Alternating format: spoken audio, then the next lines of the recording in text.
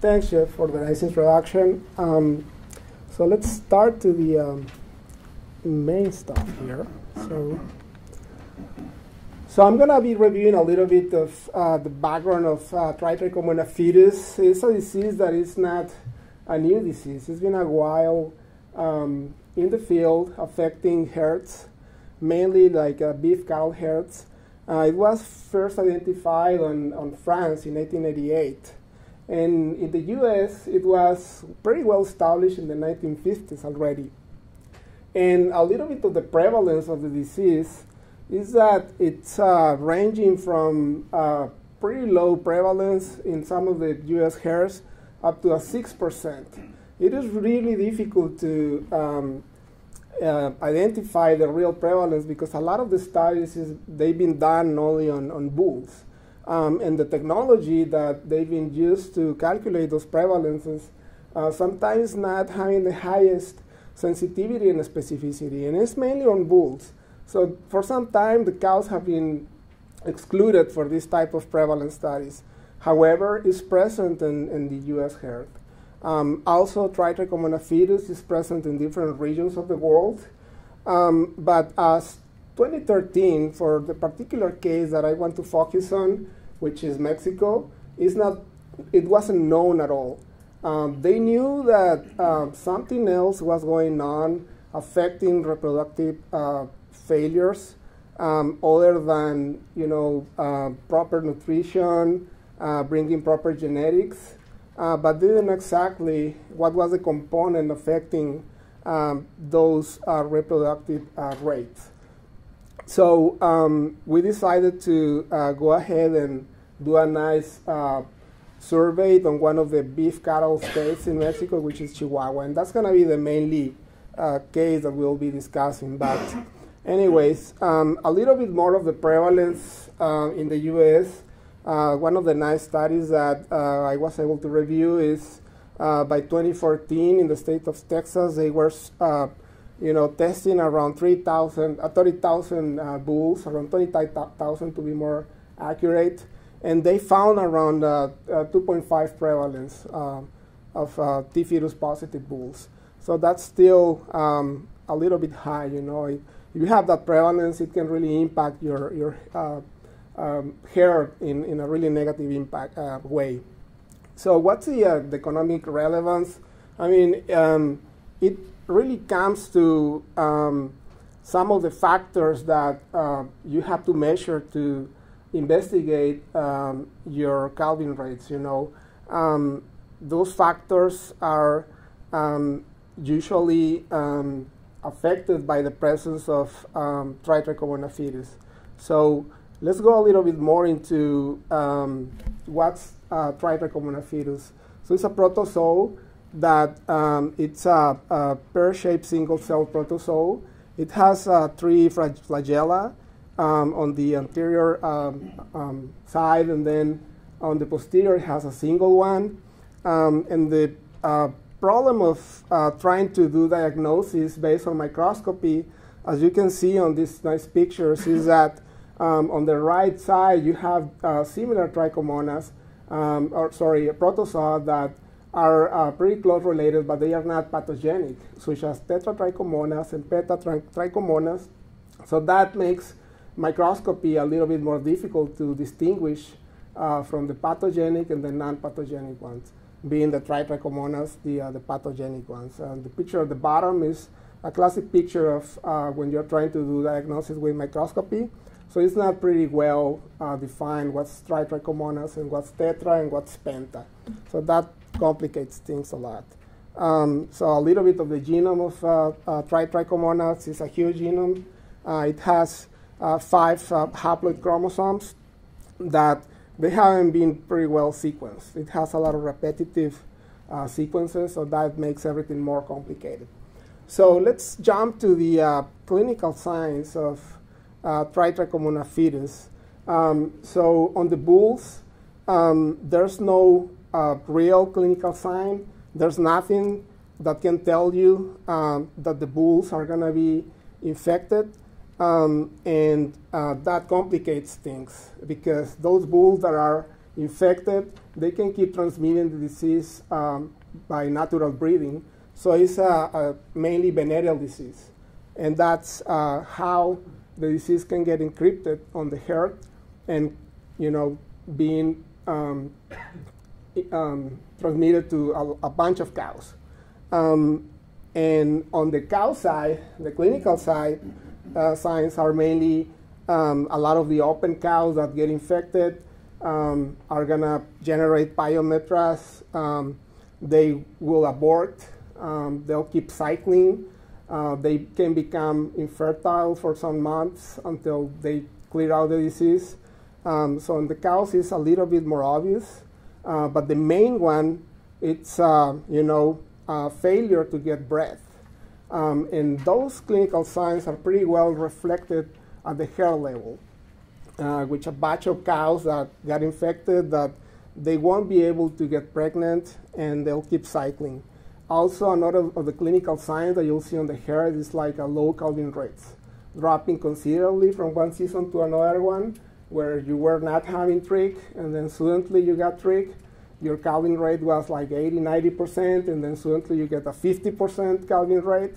So you can suspect that something else is going on, especially if you're not doing anything to control bulls from coming from different herds that are negative for Tritrichomonas fetus. So you can be really suspicious that you're bringing something infectious to your herd, and most likely it can be Tritrichomonas fetus.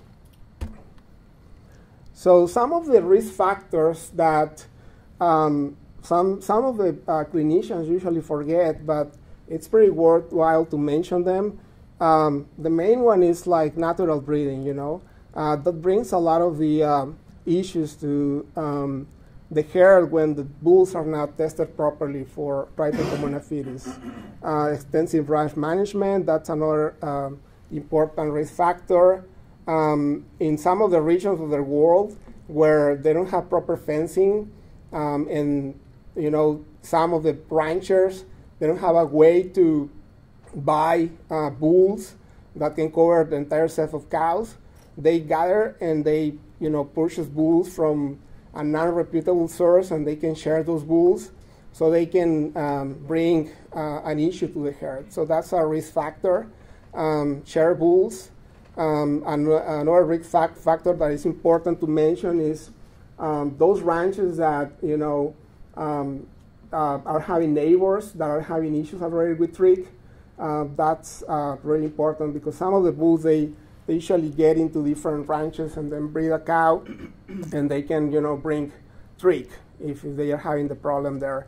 So proper fencing is also important in those areas.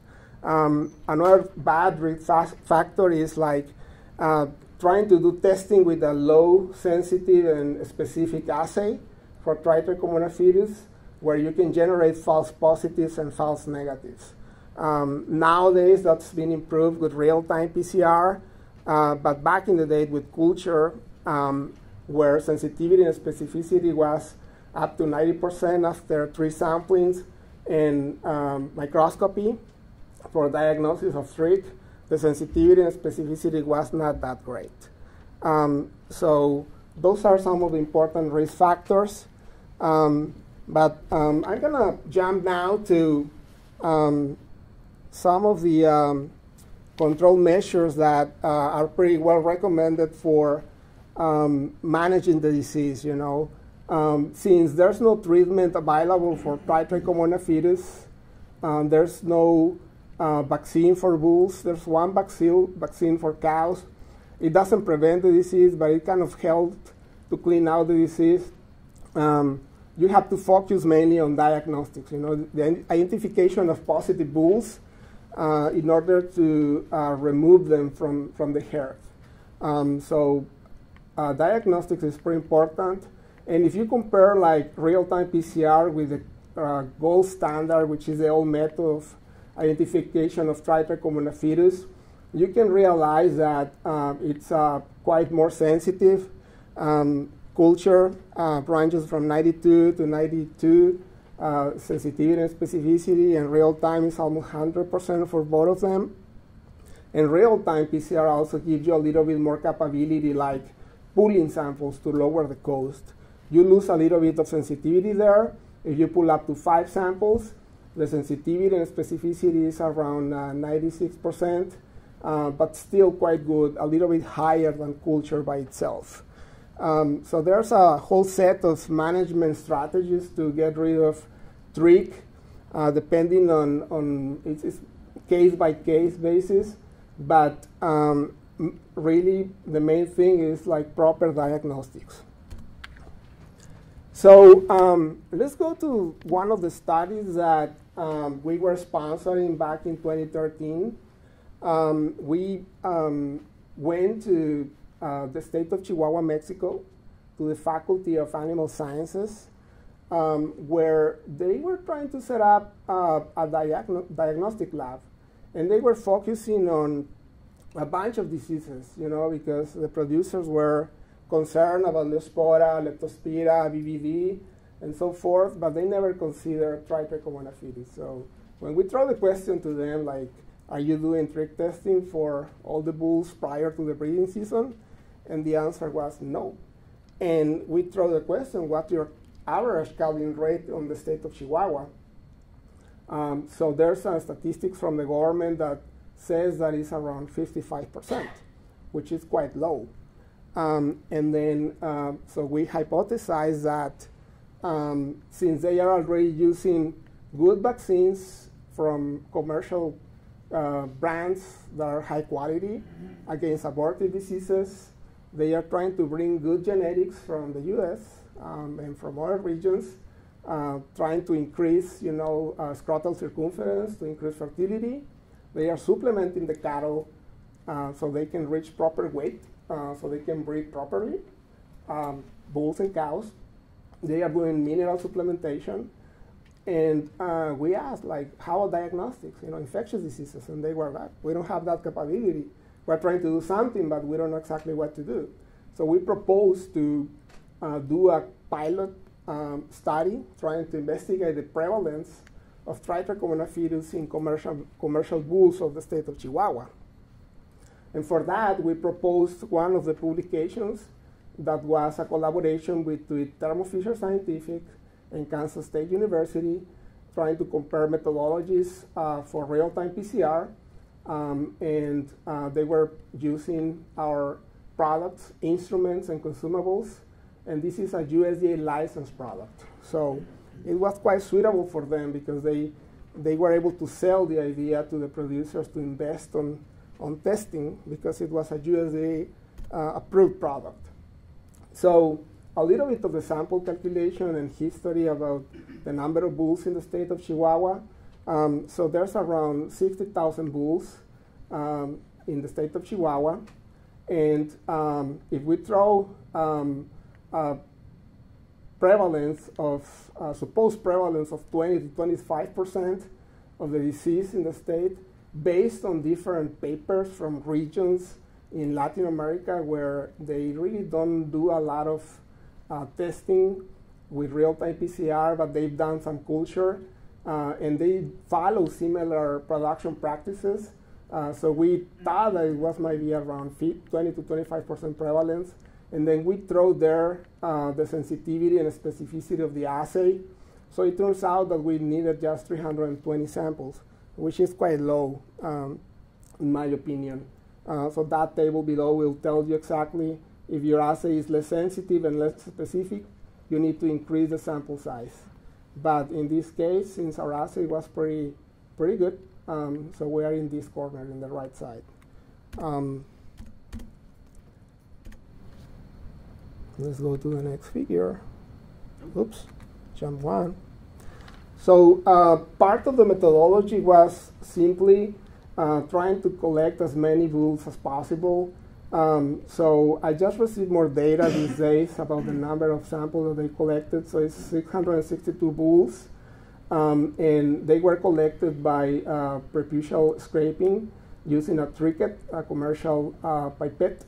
And then they were inoculating an in-pouch that was incubated at 37 degrees for 24 hours. And then following that incubation, they were extracting nucleic acid with some of our equipment and reagents, which is MAC-MAX.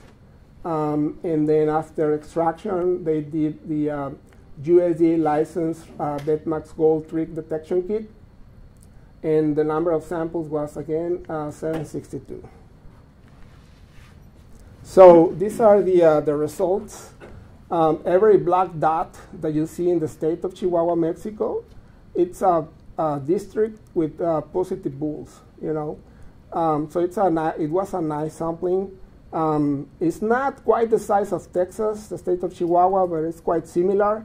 So it's pretty big and difficult to reach in some of the areas.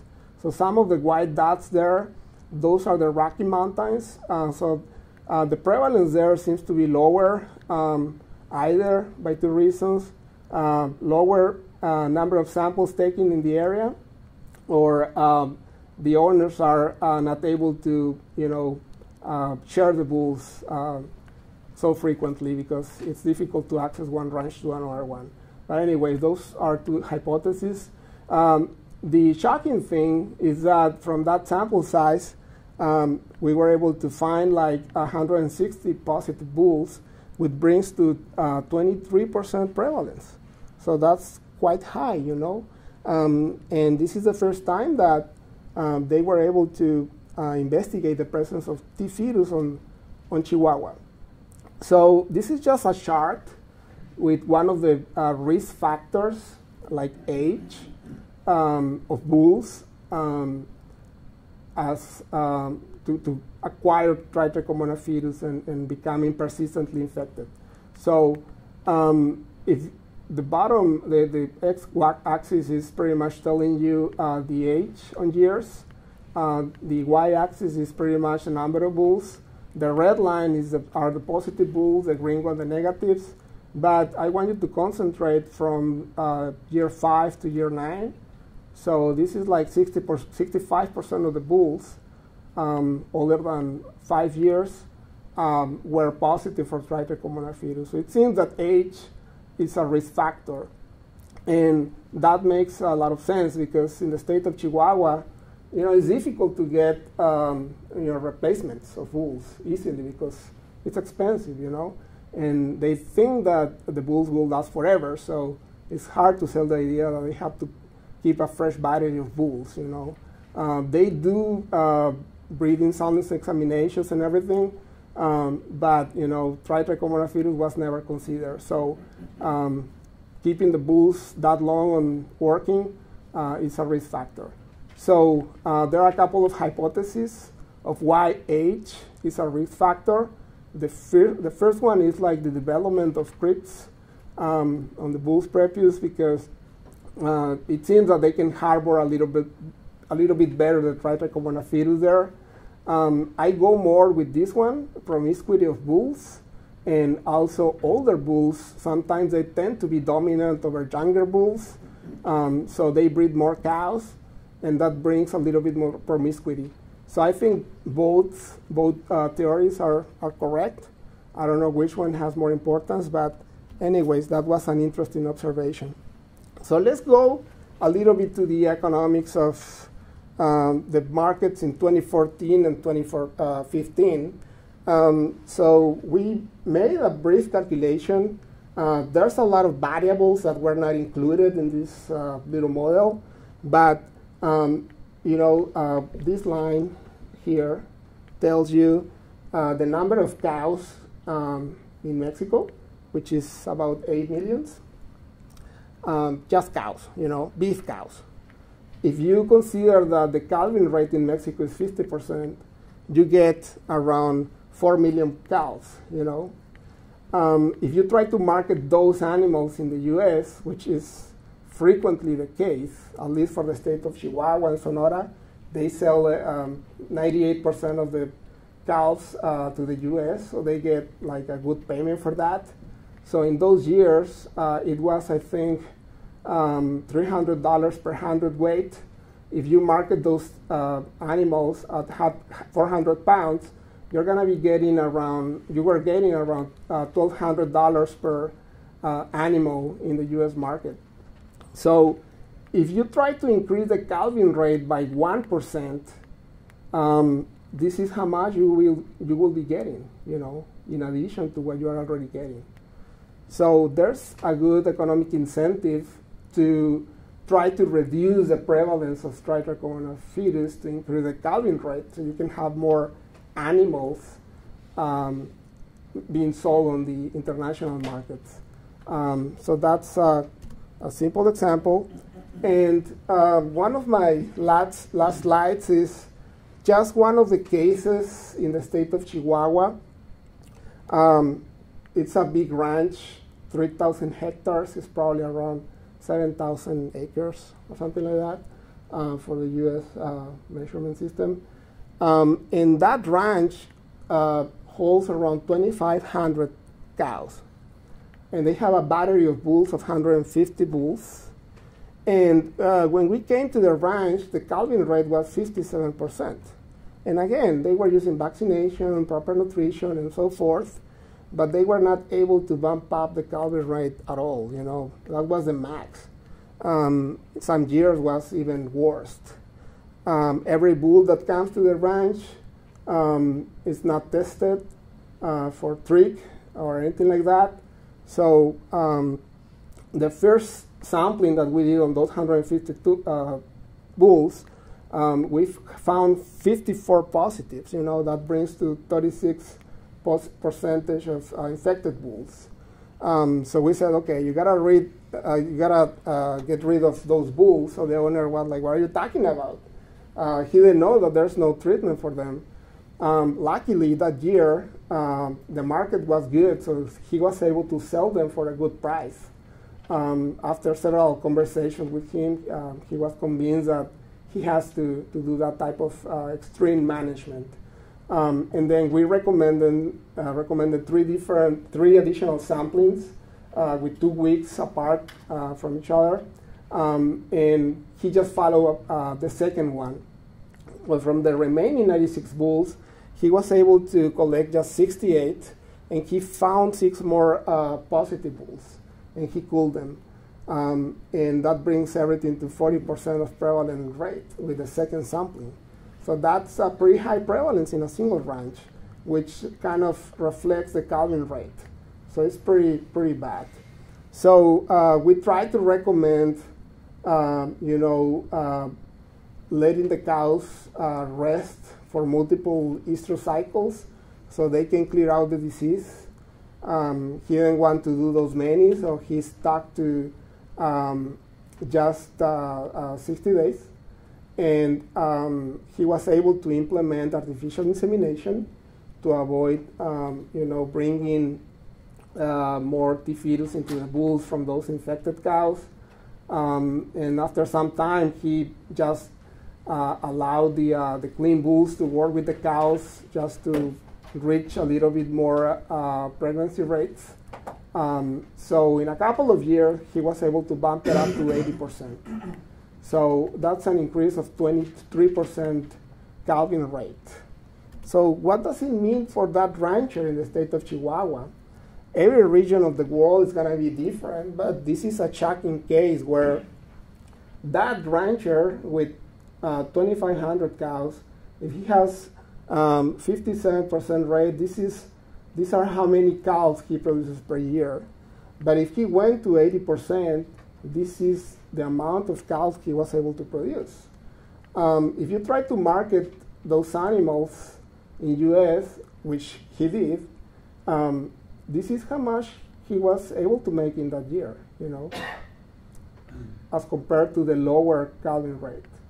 So, and then he calculated the return of investment, and he realized that $15,000 was the total cost of testing. If you consider that not the test, but the whole diagnostic service, including the vet and everything, he was charging $70 per animal, calculating how many tests he did, which is 218. That's how much he spent on diagnostics. But the differential between the 57% calving rate and 80% calving rate is like around $700,000. So there's a huge increment on the income to that specific producer. So I think he was pretty happy for that. So some of the conclusions, just briefly, is that we were able to assess the presence of Tritrichomonas fetus in the state of Chihuahua. For sure, it's going to be present in the rest of Mexico. It is pretty important to make an effort trying to educate veterinarians, animal scientists, and lab people about Tritrichomonas fetus. And that includes the pre-analytical steps to properly collect a sample, preserve it, send it to the lab, do proper analytical with highly sensitive and specific technologies which are validated or holding a USDA license. For the case of Latin America, that's an endorsement. And then the post-analytical, setting up proper thresholds to call out positive animals, negatives, and suspects. And that's pretty much the case for the state of Chihuahua. And these are some collaborators there, and I really want to acknowledge them. They were really useful on, going there, sampling the animals, doing the diagnostics, and providing some of the data. Okay. There you go. Can you switch it? Sure. So I just wanted to kind of elaborate on some of the key points that Dr. Ivan Leva-Baca made here. Really, one of the key elements is the identification of what the opportunity is for testing. So, in this case, as we look around the world, calving rate is a great example. So, in the U.S. and in some dairy operations, we're pushing 90-some%, calving rate in a lot of those situations. So when you start looking at and evaluating different operations, whether that's in those particular geographies or outside of that, if there's a low calving rate, something's going on. And I'll tell you for a fact that when we went into this thing and as we talk to others, the first thing they go to is nutrition. They say, okay, nutrition is going to impact the calving rate. I agree with that. The other thing is they'll say, well, what's the mineral, balance situation? What are they getting in terms of mineral, deficiencies possibly that would impact reproductive rate?